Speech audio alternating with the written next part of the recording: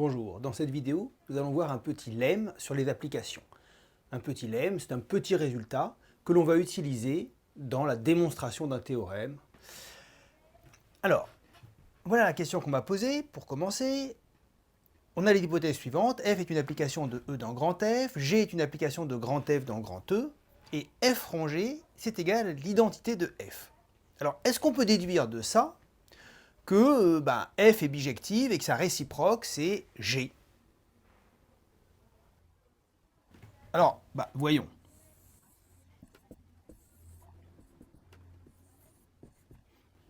Donc, ce que je dois avoir, c'est que donc, ici j'ai G, ici j'ai F. Donc si je pars comme ça, si je pars de A, je dois retomber sur A ici. Ici c'est F, ici c'est F. C'est le même ensemble là et là.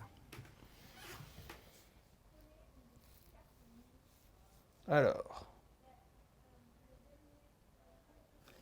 comment faire pour que F rangé soit bien l'identité, donc on ait bien ceci, mais que F ne soit pas bijective?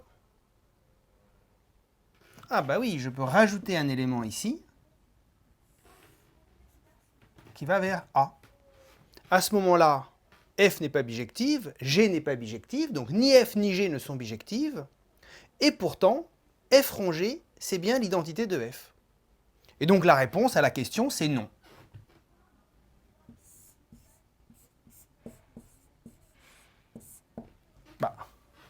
Où est-ce qu'on va alors?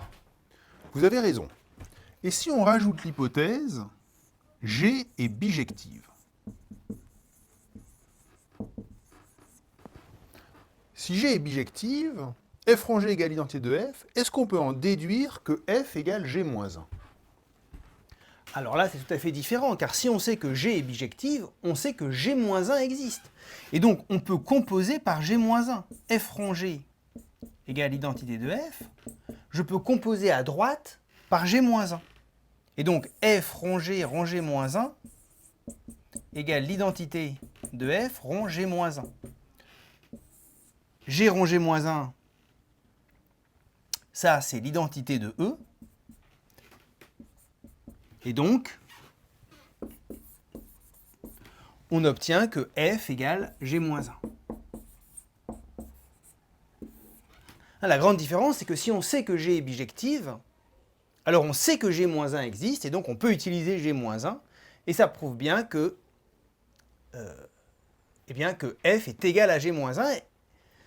Et du coup, si on sait que G est bijective, ce n'est pas la peine de vérifier que G rond F égale l'identité, puisque à ce moment-là, on démontre que G rond F égale l'identité. Donc il suffit de montrer un seul des deux sens pour conclure.